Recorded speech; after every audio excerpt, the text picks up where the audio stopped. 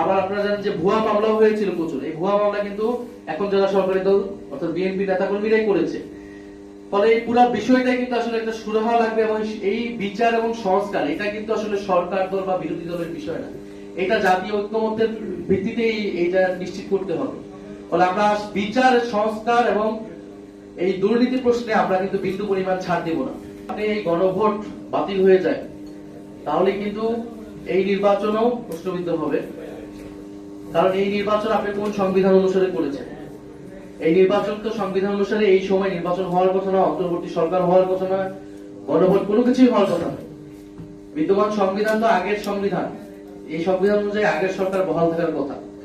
ফলে এই সবকিছুর বৈধতা একমাত্র হচ্ছে জুলাই গণ অভ্যুত্থান। কারণ জুলাই গণ অভ্যুত্থানে জনগণের সার্বভৌম অভিপ্রায় রাজপথে আমরা দেখেছি, সেই অভিপ্রায় অনুসারে কিন্তু আপনারা পরবর্তীতে সংস্কার কার্যক্রমগুলা হয়েছে। গণভোটের আদেশ রাষ্ট্রপতি কর্তৃক দেওয়া হয়েছে এবং সেই আদেশ অনুসারে গণভোট এবং এই নির্বাচন হয়েছে। ফলে যদি গণভোট বাতিল হয়ে যায় ফলে এই পুরো এই সময় সরকারেরও বৈধতা থাকবে। অনেক তরুণদেরকে সুযোগ দেওয়া হয়েছে বা অভিজ্ঞ অনেক ব্যক্তিকে সুযোগ দেওয়া হয়েছে, তাদের এটা থেকে আমরা তো সাধুবাদ জানিয়েছি। কিন্তু আমরা তো আপনি অর্ধেক ভালো করবেন অর্ধেক খারাপ করবেন, এটা তো হইতে পারে না।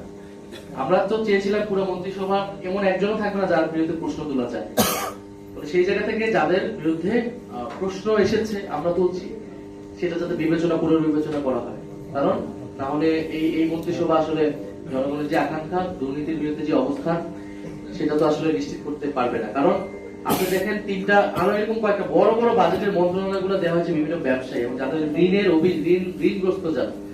ফলে তারা তো এই মন্ত্রণালয়গুলো থেকেই দুর্নীতির এবং আর্থিক অস্বচ্ছতার কার্যক্রমগুলো করবে। একদিকে তারা বলতেছে প্লট নিবে না, তারা গাড়ি নিবে না, কিন্তু তারা ঋণ খেলাপিদেরকে সংসদে নিয়ে গেল, ঋণ খেলাপিদেরকে তারা মন্ত্রিসভায় স্থান দিচ্ছে।